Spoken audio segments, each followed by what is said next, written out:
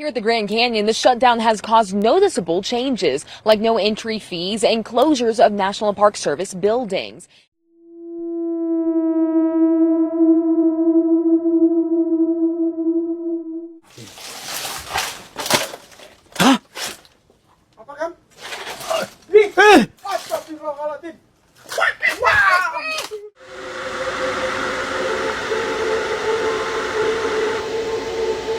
Look at it.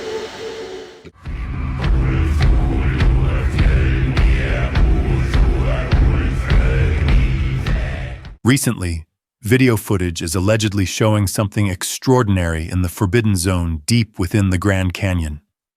Strange sounds, low hums, faint metallic pulses have been recorded and defy all scientific understanding. Some claim these are not merely made of rock or wind. Some speculate the whispers of ancient forces long sealed, much like the beasts or forces mentioned in Revelation, hidden within the depths until the end times. We will examine this footage carefully, and then explore what it could mean in the context of prophecy, science, and the secrets buried beneath the Grand Canyon.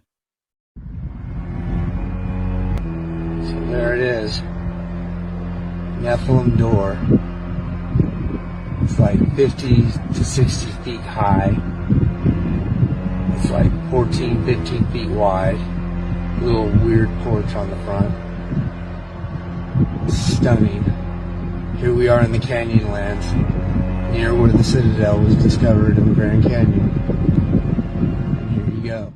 It is important to note that this isn't concrete evidence. The authenticity is questionable, especially given that we are relying on just one source. But we do know that God is always protecting us, our family, and whoever watches this. The Grand Canyon, a land etched by time, studied by countless explorers, mapped in every detail, holding secrets that hint at something far greater than human history alone. The Bible speaks of them coming up out of the earth, and the Grand Canyon stands at one of the most earthly places. Beneath its carved walls lies a hidden region, untouched, unseen, deliberately sealed, almost as if it were waiting for the appointed hour foretold in ancient visions. Reports speak of a cave so secret it does not appear on any public map. A cave closed not by nature, but by human command. Rangers whisper of strange phenomena as though the canyon itself were signaling, a silent witness to events written in prophecy. These are not tales for tourists. They are warnings shared in hushed tones, as though the land itself remembers what Scripture foretold. For decades, authorities marked these cliffs as forbidden, a zone where even seasoned climbers pause with reverence. However, recently, a scientific team, under unusual and almost providential circumstances, was granted access. What they uncovered has stunned even the most skeptical minds, because the evidence suggested not merely ancient craftsmanship, but echoes of Armageddon visions described in Scripture. The cliffs rise fractured and steep, like sentinels guarding an entrance to another realm. Rangers call it the Forbidden Zone. Local Hopi and Havasupai elders have long insisted the area remain closed. In their oral traditions, this is the place of emergence, a gateway between worlds, a breach where the boundary between the living and the spirit realm thins. They warn, disturb it, and you risk awakening forces sealed before the first ancestors walked the earth. Their words stir memories of Scripture, of the abyss described in Revelation 20, where ancient powers lie bound until the appointed time. But friend, no fear.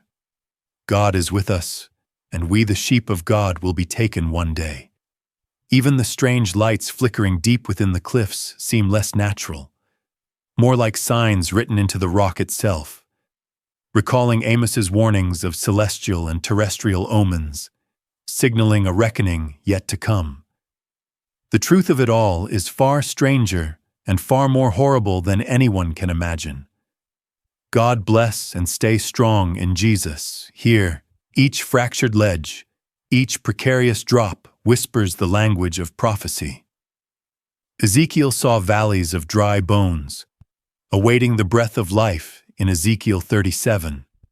And here, the canyon's hidden crevices evoke a similar image, vast, silent, seemingly lifeless, yet pregnant with potential awakening. Job pondered the hidden works of God in the depths of the earth in Job 28, reminding us that beneath the visible surface lie forces and knowledge beyond human comprehension. The Grand Canyon, in all its raw power, now murmurs in ways that echo these visions. The forbidden cliffs, the sealed caves, the unexplained phenomena. They are no longer merely geological curiosities or anthropological mysteries. They are signs, markers in the earth that hint at the convergence of human history and divine chronology. Whispers that the appointed hour of revelation may be nearer than we think. Hopi accounts say the first people rose from beneath the earth through these openings, warned never to descend again. To return would invite destruction, a cautionary echo of the abyss described in Revelation 9, where ancient powers lie bound until the appointed time. The Egyptians had a similar concept, Duat, the underworld, a realm of both the dead and of testing. Different cultures, separated by oceans and millennia, yet telling the same story. Beneath the surface lies something sealed, something meant to remain hidden until the end of days. By the late 20th century, only a few scientific teams dared approach the zone. One climbing survey turned back after a catastrophic rockfall, a reminder that even nature itself seems to guard what lies below. Others reported sudden drop-offs appearing where none had been before, as if the canyon itself were shifting, echoing the trembling earth described in Amos 8:8, signaling judgment and upheaval. And so, the forbidden zone remained untouched, one of the last true blind spots on the planet, a hidden threshold where human curiosity and divine warning meet. All of that changed in early 2024. After a series of mysterious collapses near the river, authorities approved a geological stability study. Many suspect this was only the official explanation, a veil covering concerns that perhaps even the government was not prepared to confront. The team sent inside was no ordinary expedition.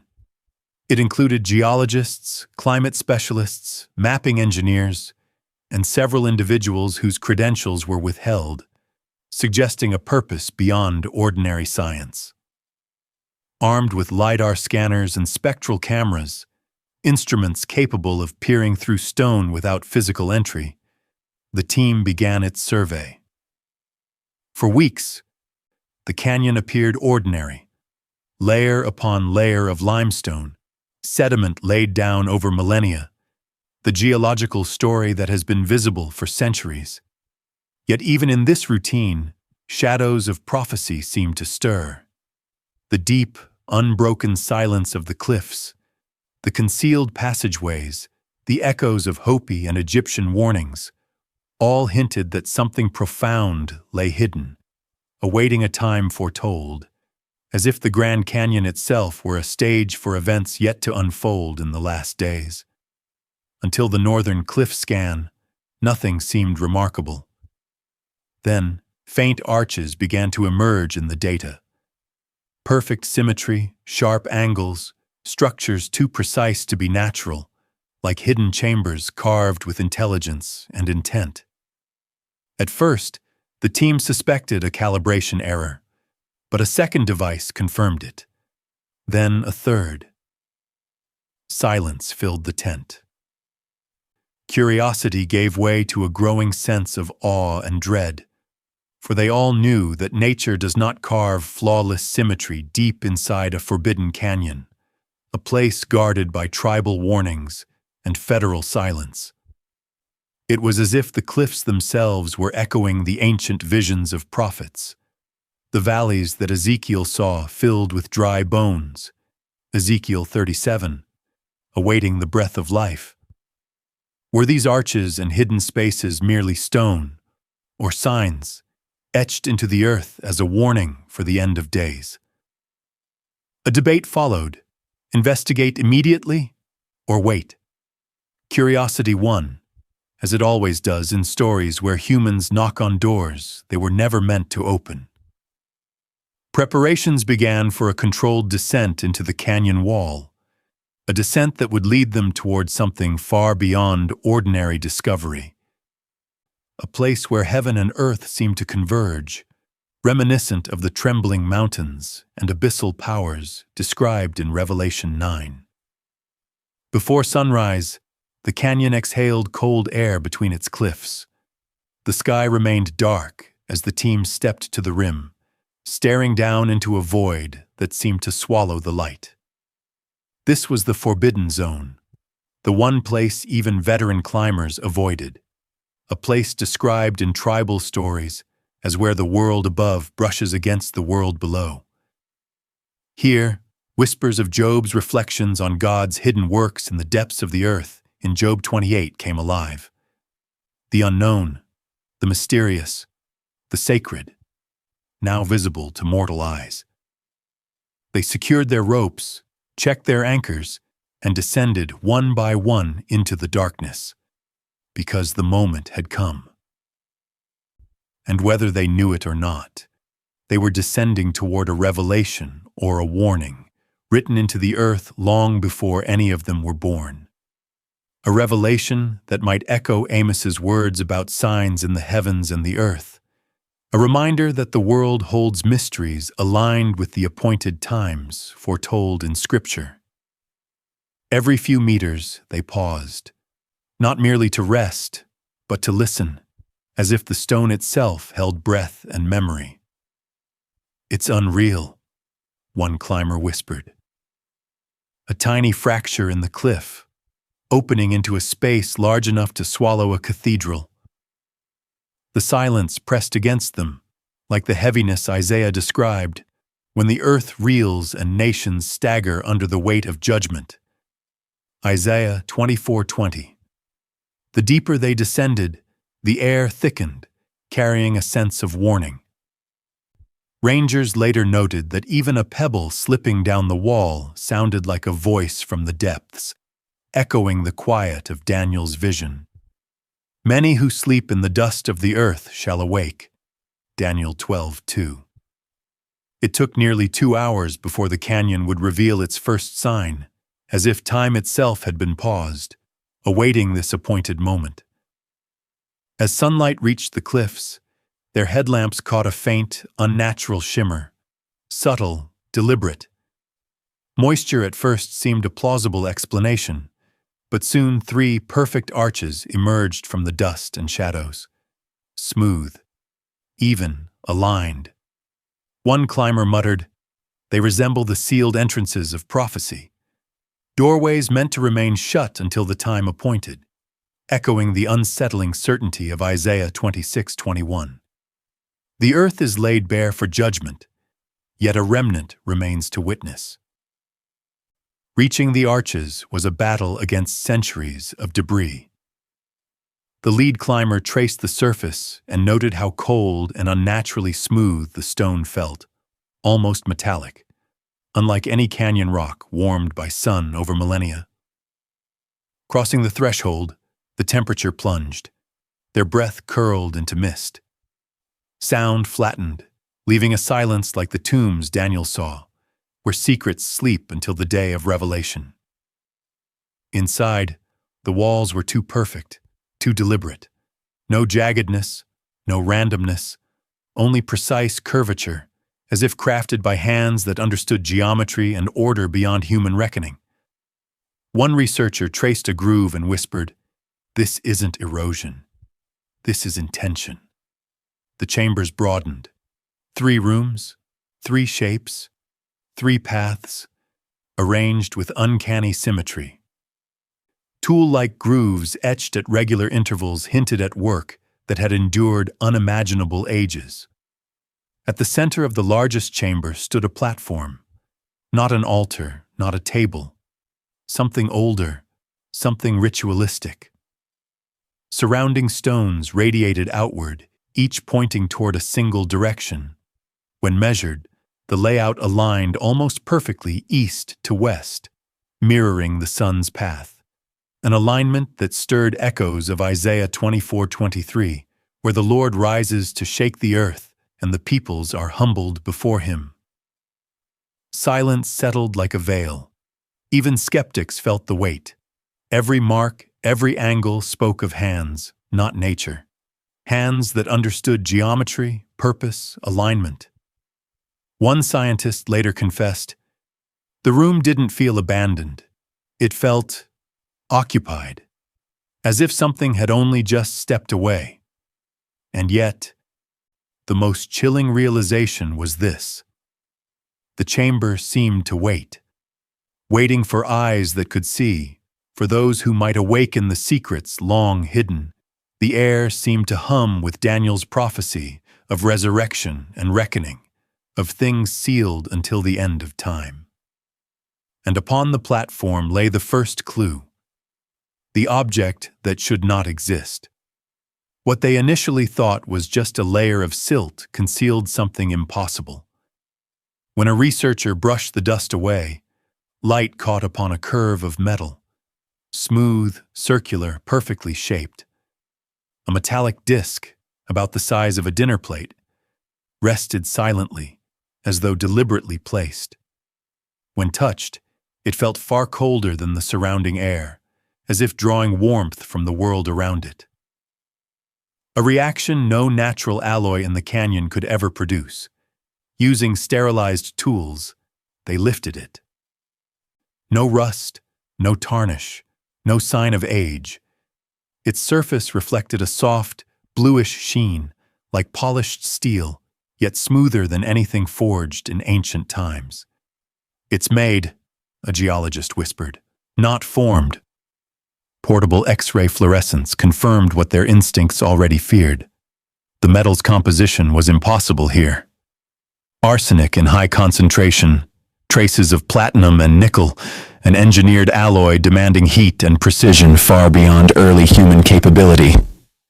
And yet, there it was, buried beneath the Grand Canyon, in a chamber aligned with celestial paths, untouched by time. To the untrained eye, it appeared as technology, but to those attuned to prophecy, the shape, placement, and design resonated with ancient warnings. Like Zechariah's trumpet signaling the coming upheaval, Zechariah 14:1, the disc seemed a marker of thresholds not meant for mortal hands. Its circular edge reflected a symmetry reminiscent of the bowls of wrath poured out in Revelation 16, meant to contain power, yet also to unleash judgment when the appointed hour arrives. Some whispered of Malachi's promise of refinement by fire.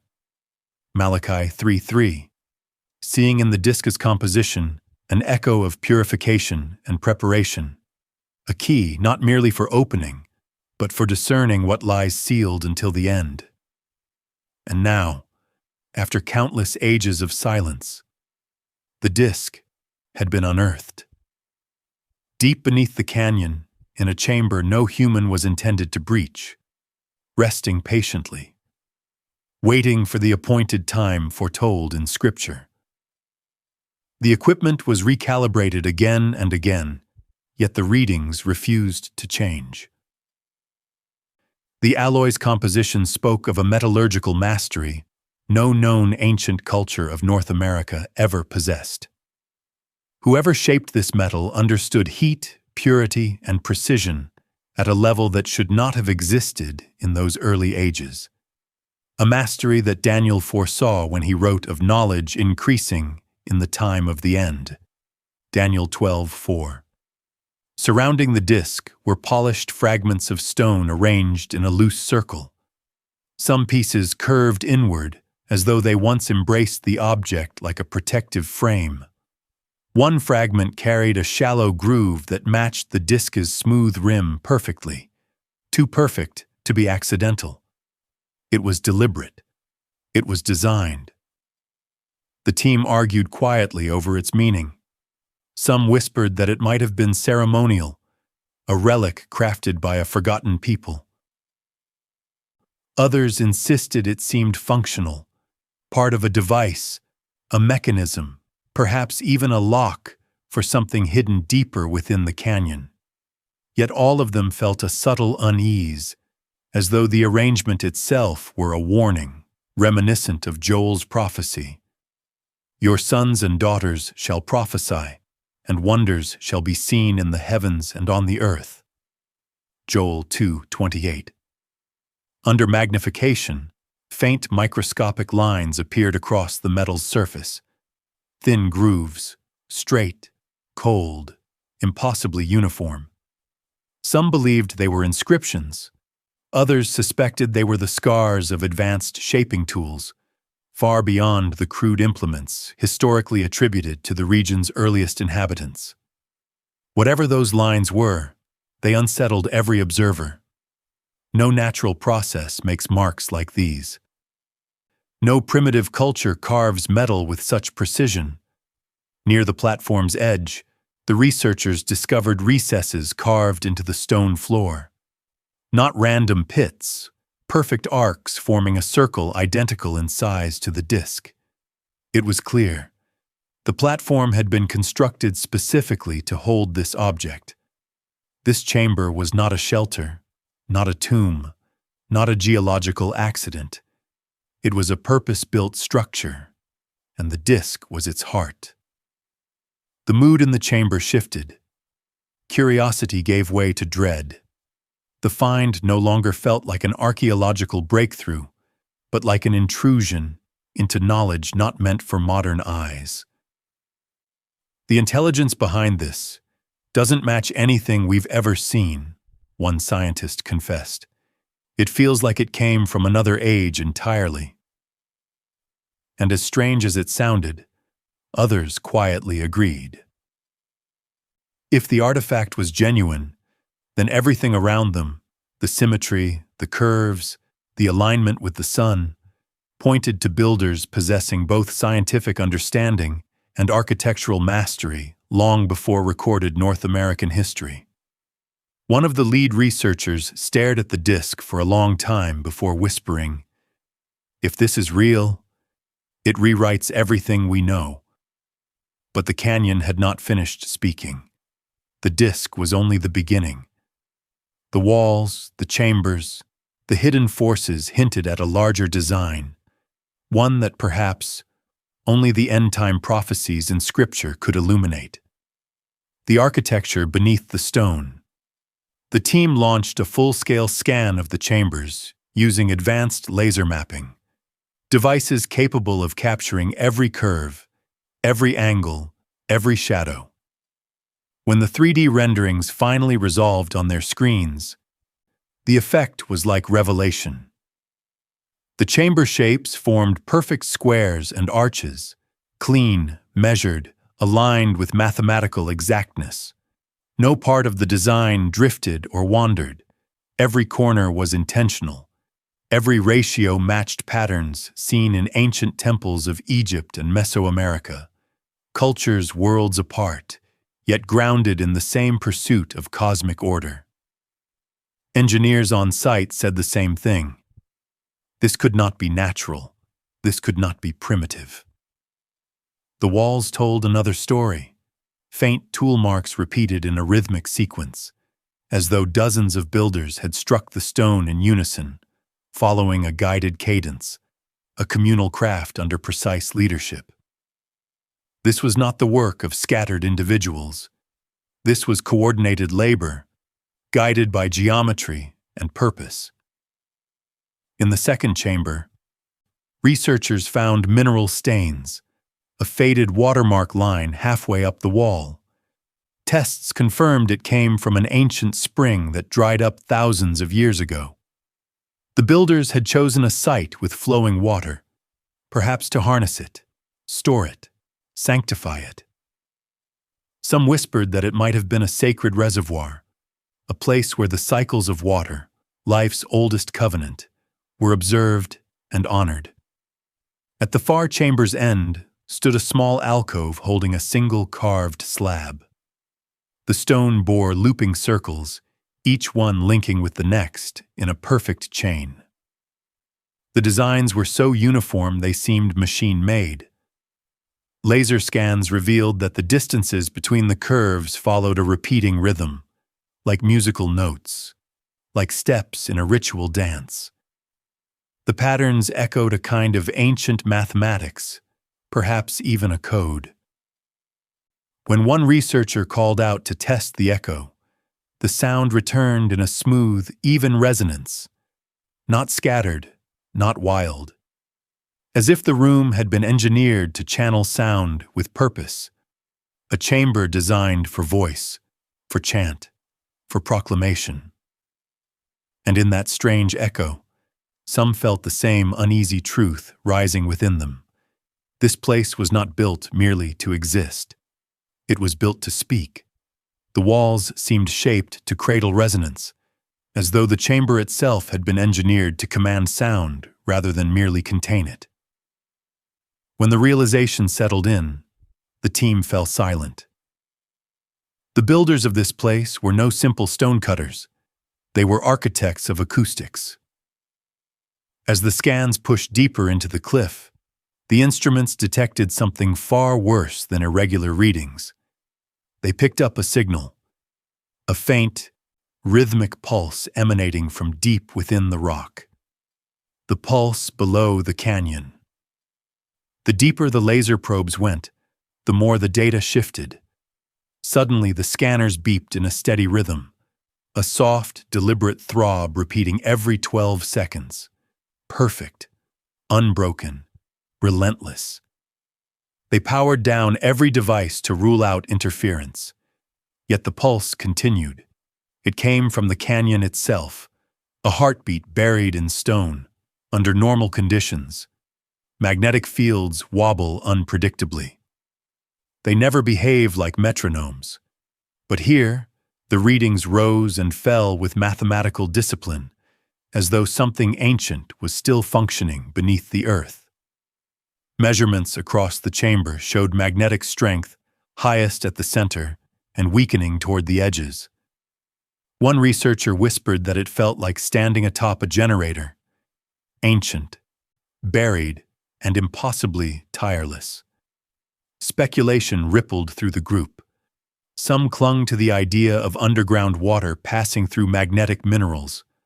Others believed the alignment was too perfect to be geological coincidence. According to unverified reports, one geophysicist proposed that the builders might have deliberately arranged magnetic stones in a sequence, channeling the Earth's natural fields into a controlled cycle. A theory so outrageous no one wanted to say it aloud again. But the instruments insisted. The test. To test the link between sound and magnetism, the team set speakers inside the chamber. A low-frequency tone hummed through the air. Within seconds, the hidden pulse shifted. It synchronized with the sound. A deep vibration filled the space. Not loud, but strong enough to be felt in the chest. The chamber responded like a living body, adjusting itself to the frequency. As the researchers swept their lights across the ceiling, one switched to ultraviolet mode. That was when everything changed. Tiny embedded crystals sparked to life, glowing a soft blue like embers stirred awake. At first they seemed scattered randomly, but as the glow strengthened, a pattern emerged, a star map. When compared to astronomical records, the constellations aligned with the night sky as it would have appeared 15,000 years ago. Tests later proved the crystals were not natural. They were hybrid material, stone fused with metallic compounds through extreme heat. This wasn't geology. This was engineering. A star map forged to ignite only under certain light, preserving a celestial memory older than any known civilization. The more the team examined, the clearer the truth became. The chambers responded to sound, to light, to magnetic shifts. They were built as systems, not shelters, an integrated mechanism woven into the canyon's bedrock. One researcher wrote in the log, "It feels like we're standing inside something designed to think." But the most unsettling discovery still lay beyond a wall no human had touched for millennia. A sealed passage, a barrier meant to stay hidden. And behind it waited the revelation. The door that was never meant to be found. While sweeping the far wall, the scanners pinged an anomaly, a narrow slit in the stone, just wide enough for a micro-drone. They positioned the drone, slipped it through the fissure, and watched as the camera fed back dim footage. Moist walls, dust. Then suddenly, the space widened. A hidden cavity, untouched, layered with sediment from thousands of years. Every voice in the operations tent fell quiet. The drone drifted deeper. Then its light caught shapes along the floor, irregular, pale forms half submerged in the silt. At first they looked like shattered rock, but then the shapes connected. Ribs, joints, skulls, two human skeletons lying side by side. The team froze. The chambers were believed untouched since antiquity. The presence of human remains changed everything. Someone had entered this hidden chamber long after its creation, but never left. Nearby, dark streaks stained the wall. Later tests confirmed it was charcoal, burned and smeared by hand. Drawn on the surface was a rough circular symbol, surrounded by frantic handprints. Some believed it represented a ritual. Others saw it as a warning. Perhaps the last message of those sealed inside. Whatever the symbol meant, the implication was clear. Those two people reached this place intentionally. They marked the wall, and something, or someone, ensured they never made it out. At the far end of the chamber, the drone's lights revealed a massive slab of limestone, smooth and unyielding, blocking what seemed to be another passage. At its center, a circular indentation glimmered faintly under the drone's beam. Measurements showed an exact match to the metallic disc they had found earlier. Same curvature, same depth, same diameter. It was not a relic. It was a key. The realization sent shivers through the team. They stood at the threshold of something humanity was never meant to touch. Some urged caution. Others argued that retreat was impossible now. They had gone too far. The lead climber, driven by a mixture of awe and fear, anchored himself and descended into the fissure. A section of rock gave way beneath him. He fell, the rope catching just in time, dislocating his shoulder. Moments later, a boulder crashed down, shattering near where the team had stood seconds before. The canyon's voice was thunderous, warning them that the path was not for human reckoning. The scans revealed more, faint metallic reflections beyond the limestone. Rods and plates, carefully arranged, tools, mechanisms, or a sealed vault concealing secrets older than any record. Entry by human hands would be suicide. The walls groaned under their own weight, threatening to erase everything. The canyon had preserved a civilization, lost to history, which had mastered construction, metallurgy, and geometry long before the earliest civilizations recorded in our textbooks. Yet here, deep beneath the cliffs, was evidence of knowledge far beyond human expectation. The footage, encrypted and sent to authorities, vanished behind layers of bureaucracy. Days later, the site was reclassified as permanently restricted. The limestone door remained closed. The secrets it concealed were, for now, forbidden to all. But whispers of revelation spread. The discovery, leaked through private research channels, sparked debate, disbelief, and fear. Could this be a sign? A warning echoing the prophecies of Ezekiel, where dry bones lie waiting to awaken? Could the chambers themselves, aligned with celestial cycles, be instruments of divine or cosmic testimony? Federal agents arrived, confiscating all data, samples, and hard drives. Researchers were silenced, forced into a state of uneasy vigilance. Publicly, the site was merely dangerous. Privately, those who had been there felt the weight of a mystery older than nations, older than the very mountains. Maps were altered, access removed, records marked incomplete. A fragment of footage briefly appeared online, a glimpse of the glowing blue ceiling, the skeletal remains, the circular indentation, but was quickly taken down. Even among scientists, arguments raged: authentic artifact or an impossibly perfect fabrication. The team knew the truth. Some quietly abandoned academia, others refused interviews. They understood the message behind the canyon's silence. The site was never meant to be disturbed.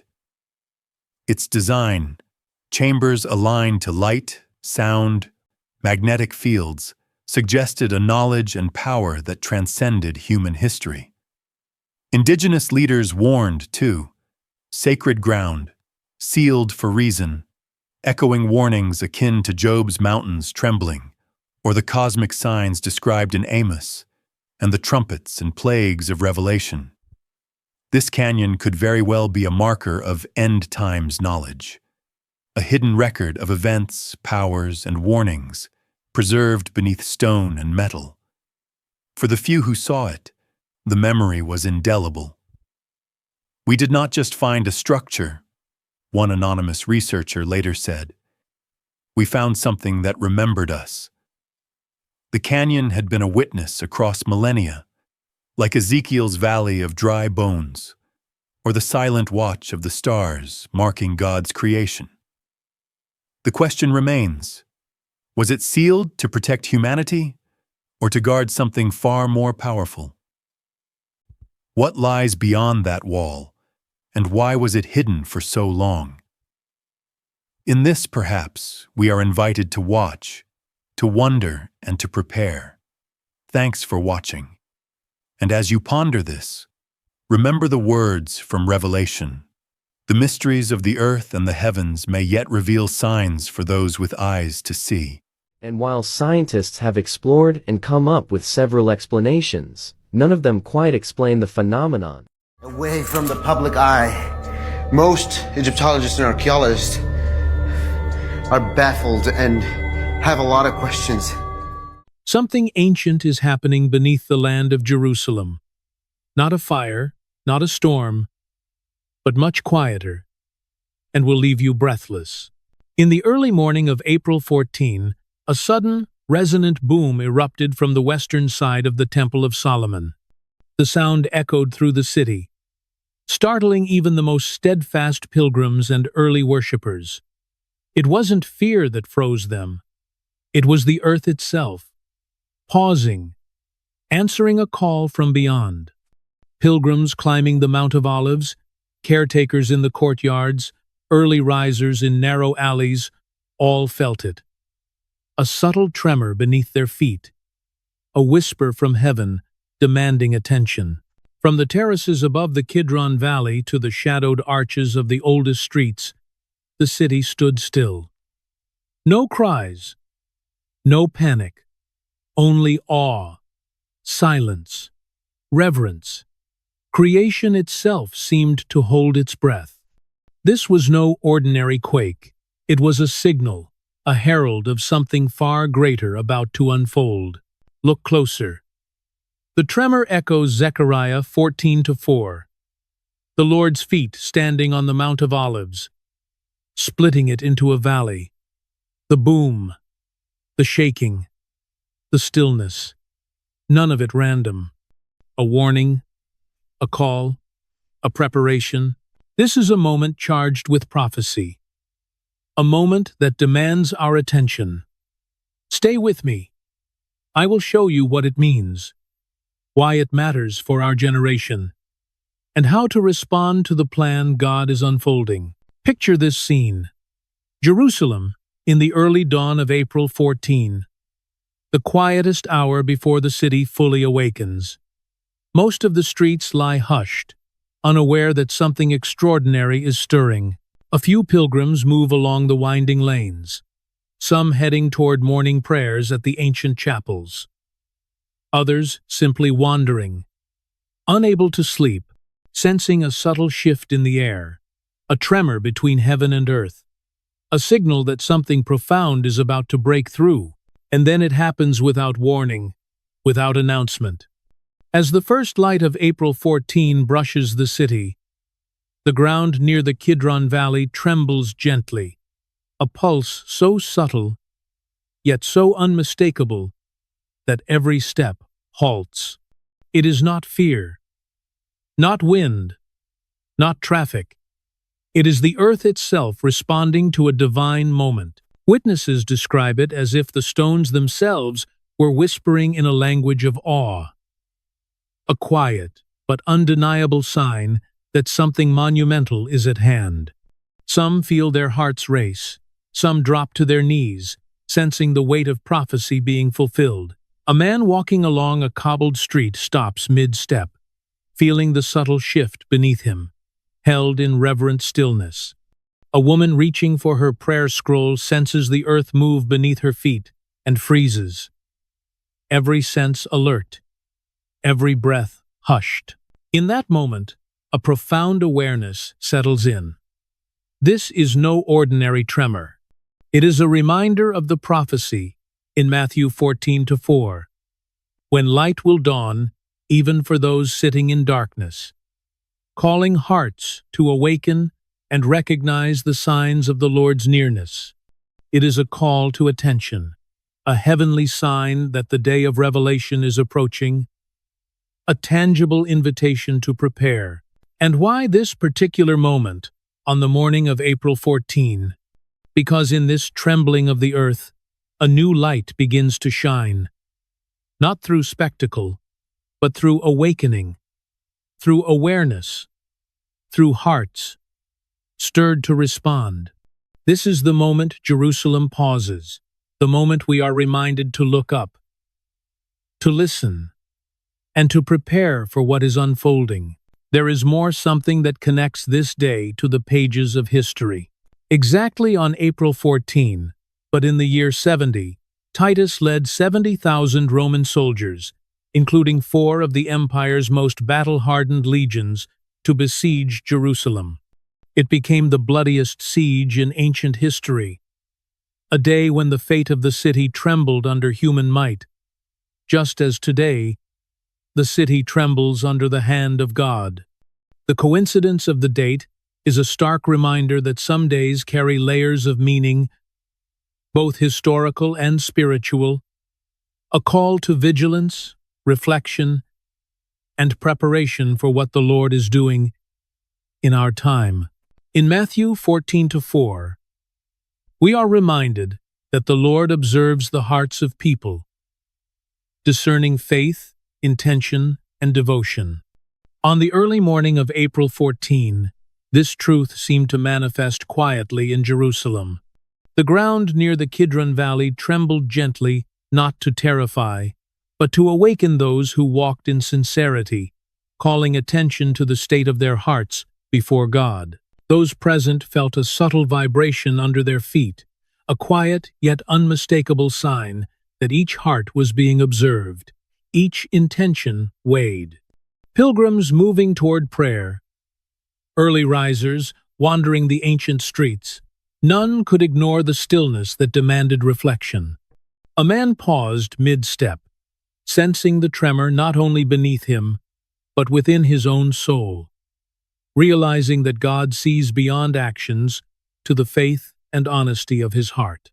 A woman, prayer scroll in hand, felt her thoughts and compromises laid bare, confronted by the quiet invitation to turn fully toward God. This gentle trembling was not merely a physical event, it was a spiritual mirror, reflecting Matthew 14:4's message that God calls people to examine their hearts, to embrace faith sincerely, and to live in alignment with His will. The early morning of April 14 became a moment of awakening, reminding Jerusalem and all who witnessed it that God's presence is near, His gaze discerning, and His call to genuine faith urgent. Now, let me show you another connection. In Luke 19:28-40, we read about Jesus approaching Jerusalem, mounting the Mount of Olives, and the city itself bearing witness to His coming. In the early dawn of April 14, as the first pale light brushed the ancient stones, a gentle tremor rippled through the slopes near the Mount of Olives. Those present felt their hearts struck silent, as if the city itself were holding its breath in awe. Every excuse fell away, every defense dissolved, and all stood in quiet acknowledgement of the significance of this moment. People paused mid-step, unable to speak, unable to explain, unable to justify themselves. One woman said, "I wanted to cry out. I wanted to speak. I wanted to say something. Anything but the earth beneath me seemed to hold me in reverent silence. And in that stillness, I felt the presence of Jesus Himself calling to my heart. The message was unmistakable. You are seen. You are known. Your heart, your choices, your faith, everything is laid bare. I have come to bring salvation. Will you receive me? Will you surrender? Will you follow? Do you see the prophetic precision? Do you see how God chose the early morning of April 14, the hour when the city still sleeps, yet the world begins to stir, to make a statement, to declare truth, to offer both mercy and warning at the same time? This was no random occurrence. This was divine orchestration, God speaking through the trembling earth itself, calling every heart to attention. And there is more, so much more.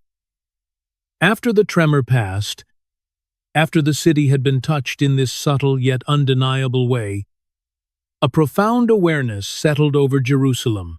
Thousands wept, thousands reflected, and all who were present sensed without doubt that we are living in the days leading to the return of Jesus Christ, just as the prophets foretold. As the tremor rolled gently through the Mount of Olives in the early dawn of April 14, the stillness of the city was broken in a way that felt both subtle and profound.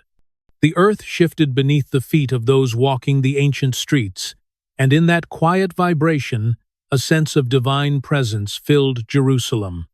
It was as if the city itself were holding its breath, waiting, listening, responding to the hand of God. In that moment, according to Romans 14:4, who are you to judge someone else's servant? Whether it stands or falls, it is the Lord who has the authority to make it stand. Hearts were stirred with a deep awareness. Every person felt seen, every life weighed, every faith accounted for. Those sensing the tremor felt it as a personal invitation, a gentle but unmistakable awakening, like a whisper from heaven saying, "Pay attention, trust, stand firm in the grace given to you." Some fell to their knees, overwhelmed by the weight of the moment. Some wept quietly, their hearts opening, their spirits awakened. Others were filled with clarity, seeing their lives laid bare before God, not in condemnation, but as an invitation to faithfulness and renewal. One man said, "When the ground shifted beneath me, I felt a fire, not of destruction, but of purification, moving through my spirit. Every hesitation, every doubt, every wasted moment came to light. And I heard God's voice. You are in my hands. Stand firm. Walk in my ways. Be my witness. A woman shared. As the tremor passed, I envisioned the Lord's care surrounding every step of my life. I sensed His presence saying, "This is how I hold you. This is how I guide you. Live for me and show my love to others." The gentle trembling of the Mount of Olives in the early dawn of April 14 was a call to vigilance, a spiritual stirring that cannot be ignored. It was the Lord moving in the hearts of His people, opening the door to faith, hope, and the strength to stand firm in His promises. And it all happened in the early dawn of April 14 on the Mount of Olives in Jerusalem. If you are watching this and your heart is racing, if you feel a stirring in your spirit, if you sense that God is speaking directly to you through this moment, then you need to respond right now. Share this message. Spread it to every corner of your world. Let everyone know that this is not just news, it is a warning, an invitation, a divine call to prepare. God is reaching out to a world in need, saying, "Come to me.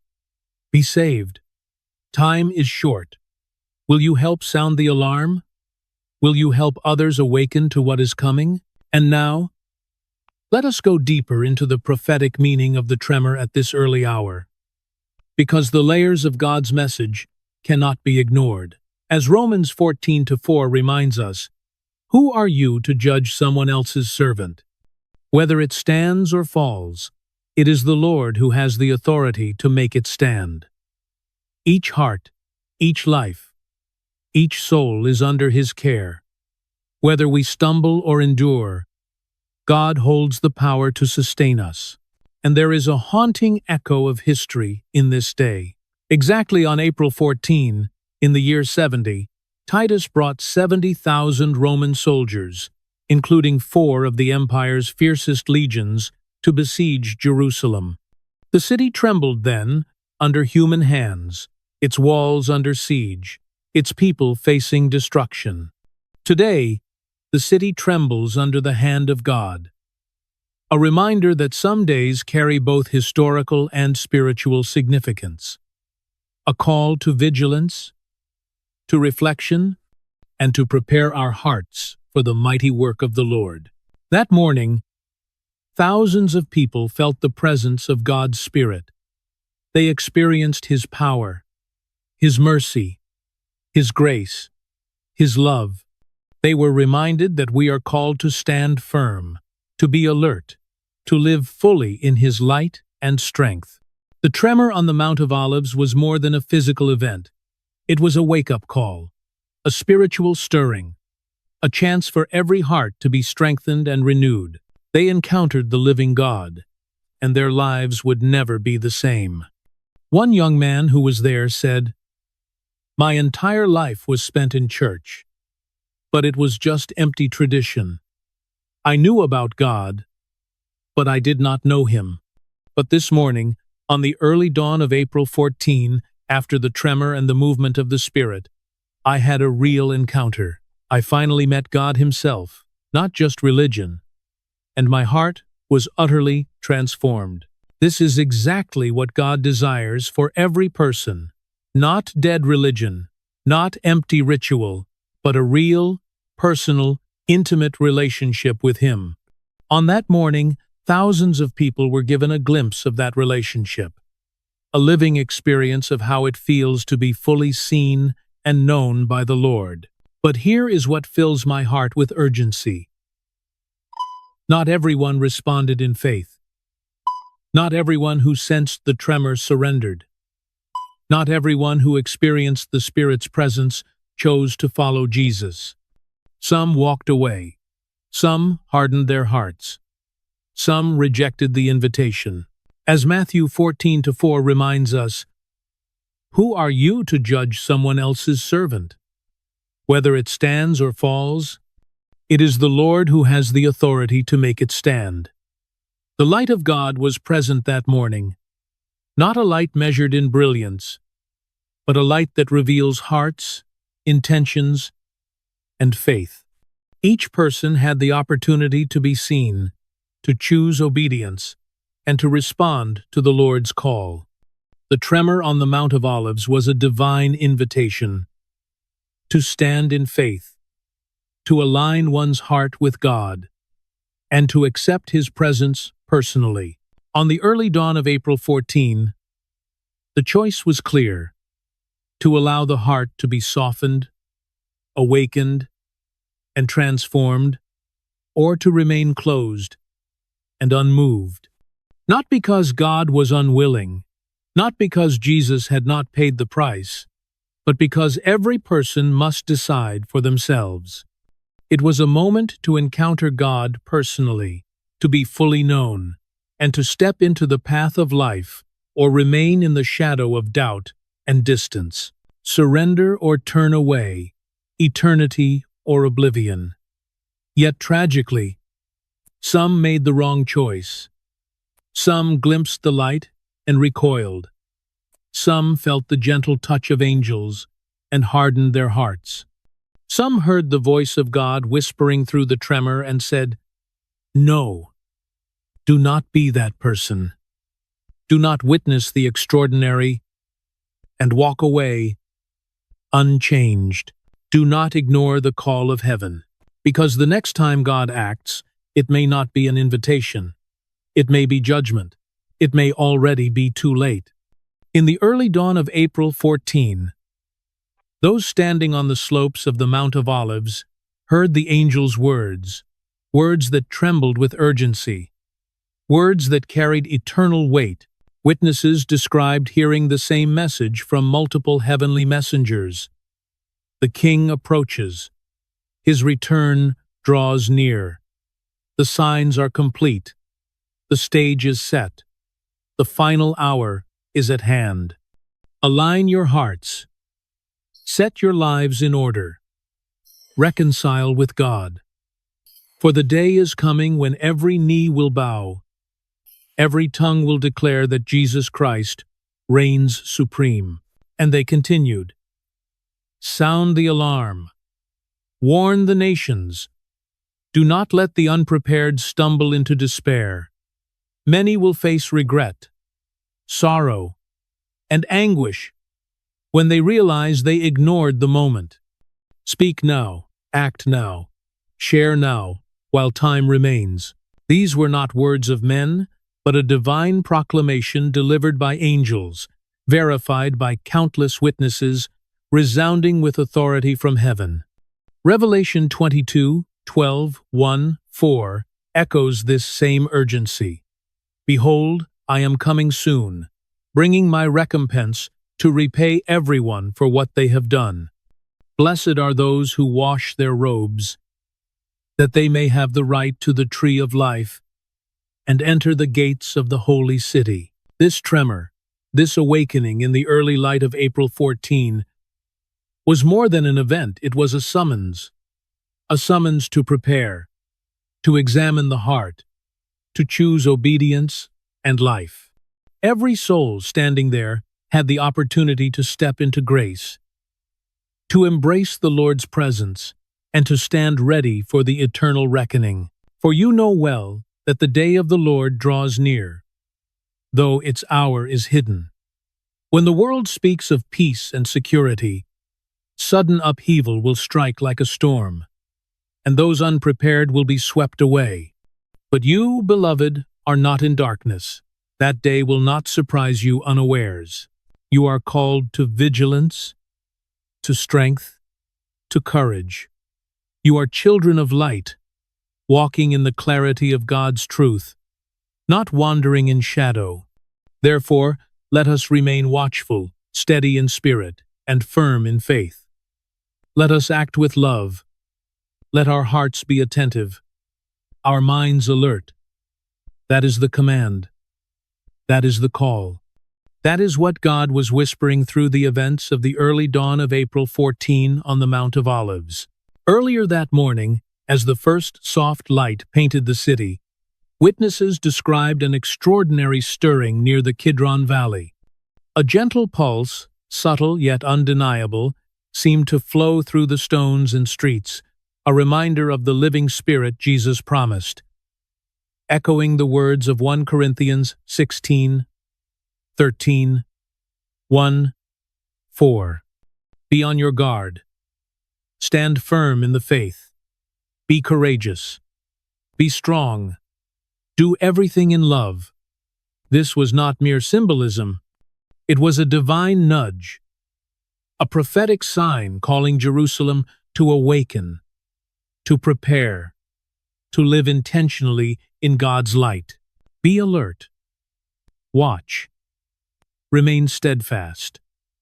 For the Lord is coming sometimes quietly, sometimes unexpectedly, always with authority. For those who sleep in indifference, distracted by the fleeting things of this world, that day will bring terror. But for those who watch, who stand ready, who walk in His light, that day will shine with glory. Which path will you choose? To watch, or to slumber? To be ready, or to be caught unprepared? To live in the light, or remain in shadow?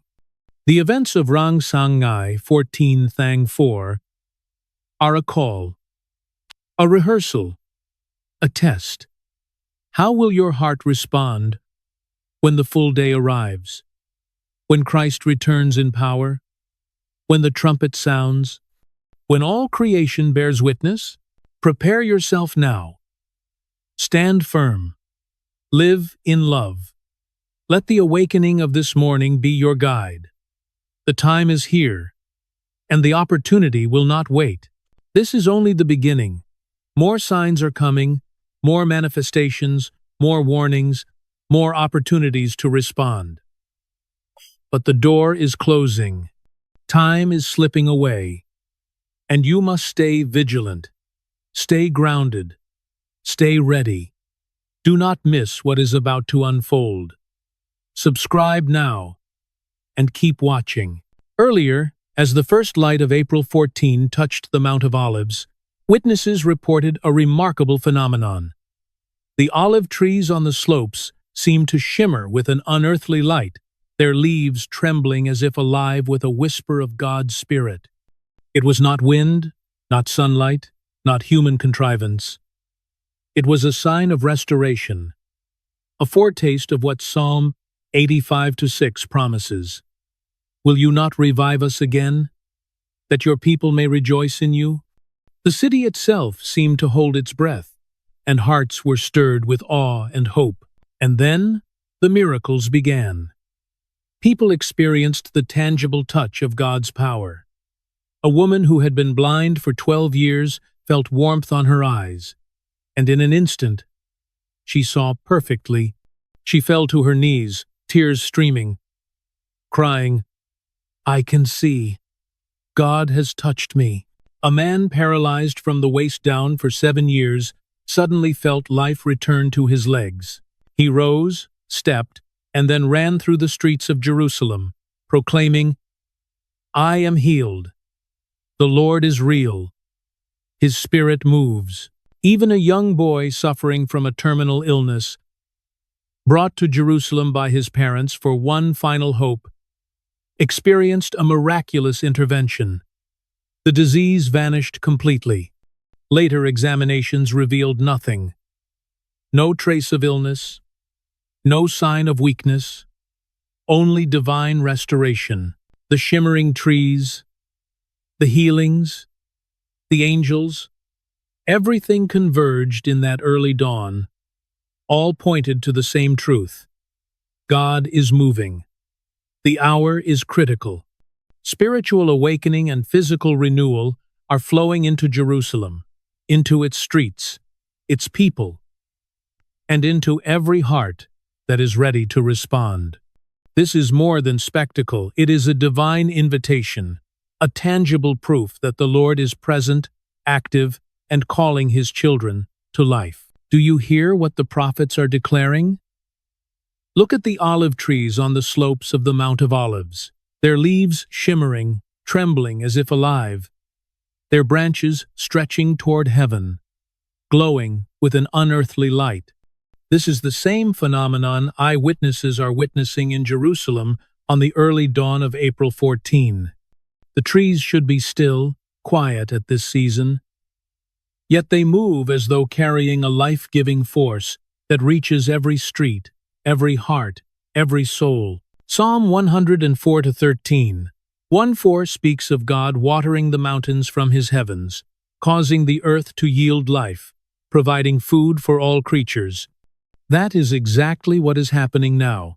The olive trees are not merely standing, they are alive with God's Spirit. Their leaves seem to pulse with energy that brings hope, their branches bending as though offering blessing and restoration to all who are near. And just as Isaiah 55:1-3 invites all who thirst to come and receive freely, this living presence flows from the trees, a supernatural overflow of healing, nourishment, and renewal. Every eye that sees it feels the invitation to draw near, to receive, to awaken spiritually. The olive trees become a living symbol of the Lord's mercy, of the spiritual abundance that comes when heaven touches earth. The transformation is unmistakable. The branches glimmer with vitality, leaves shining with light that seems to heal broken hearts. Birds and small creatures flock to them, as if sensing the divine pulse. Every movement of the trees whispers the same message. Life, restoration, and awakening are arriving in Jerusalem today. In our generation, in our time, this is not ordinary nature. This is a divine sign, a living miracle, a prophecy unfolding before our very eyes. The olive trees themselves carry the presence of God, a visible, tangible reminder that the Lord's promises are real, that the hour is critical, and that anyone who chooses to respond may partake of the life, the hope, and the restoration he offers. Listen closely to what the eyewitnesses in Jerusalem are describing, because nothing like this has ever been seen or heard before. A woman from the United States, walking near the western approaches of the Temple Mount at the first light of April 14, whispered with shaking hands, "I have visited Jerusalem 6 times, prayed here countless times, but today was unlike anything I've ever experienced. When I laid my hand on the stones, they felt alive, warm, humming with energy, almost breathing, and then I saw it. Olive leaves, glowing faintly, drifting down from nowhere, as if reaching out to touch us.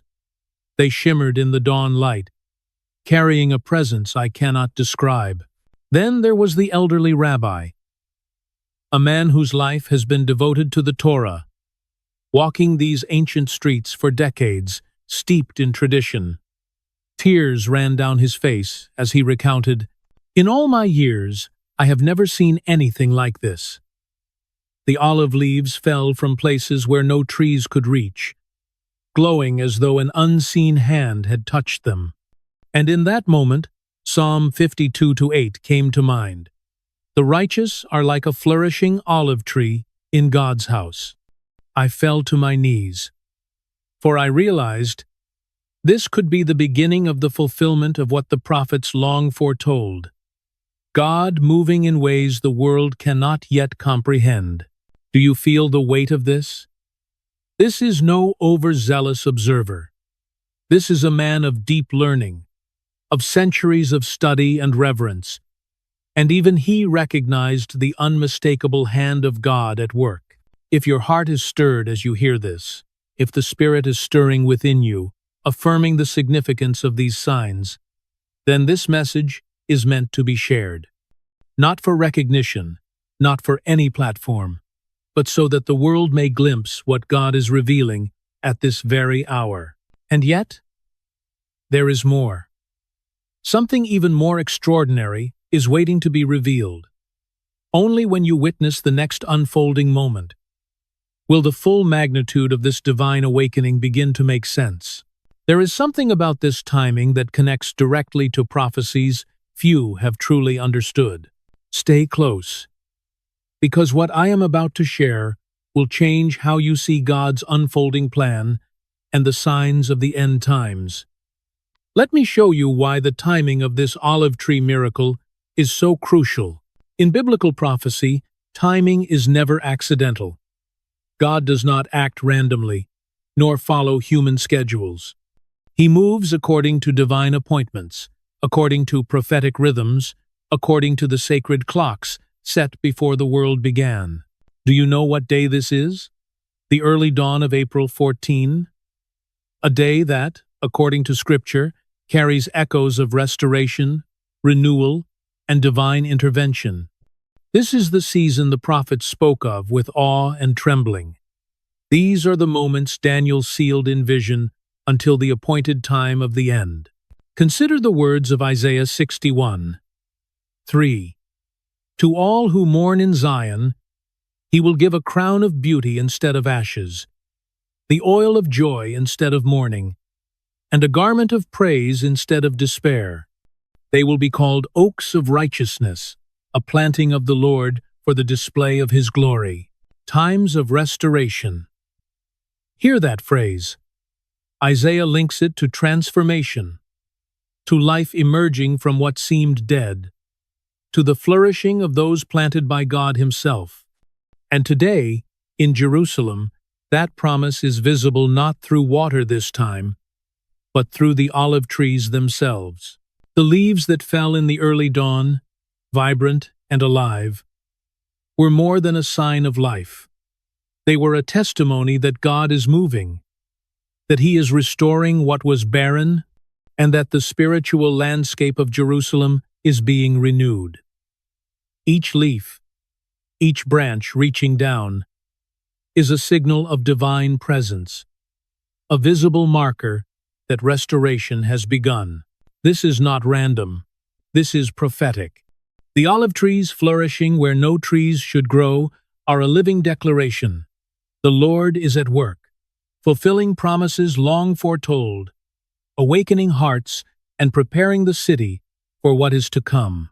Watch this pattern closely. It's the key. From the very beginning, Scripture shows us a rhythm. God marks his movements with living signs from the earth itself. In Genesis, he places trees in the midst of Eden, symbols of life, wisdom, and divine presence. In the wilderness, in Exodus, God identifies his covenant people with the image of a flourishing tree in barren land. Again and again, the pattern appears. Whenever God draws near, creation responds visibly. Now look at Jesus' own words. In Luke 13:6-9, he tells the parable of the fig tree, a story not merely about agriculture, but about timing, patience, and divine inspection. A tree expected to flourish, a tree examined. A tree given one last season to bear fruit before judgment falls. He wasn't speaking only in metaphor. He was revealing how physical signs in nature often mirror spiritual realities. And now, in our day, the pattern has reappeared, this time through the olive trees of Jerusalem. Their branches bowed lower than ever before in the early dawn of April 14. Their leaves falling like rain, vibrant, fragrant, and strangely warm to the touch. Not wilted, not dying, but alive, as if stirred by something unseen. These signs unfold during a date with chilling historical weight. Because on April 14 of the year 70 AD, Jerusalem entered one of its darkest nights. Roman encirclement tightened, supplies dwindled, families huddled in fear as the city that had once welcomed pilgrims now trembled under siege. That same morning, ancient records tell us that smoke rose from the western ridge, and rumors spread that the temple itself had begun to groan. From within an omen the people could not explain. A city in anguish. A people in shock. And above them, the olive trees around the Mount of Olives remained the last silent witnesses to Jerusalem's suffering.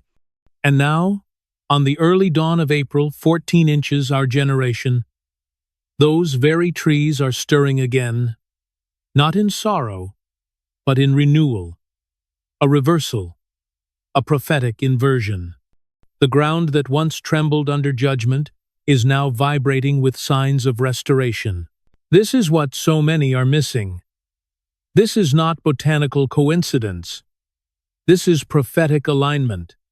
These trees are signposts, living heralds, announcements carved into creation itself.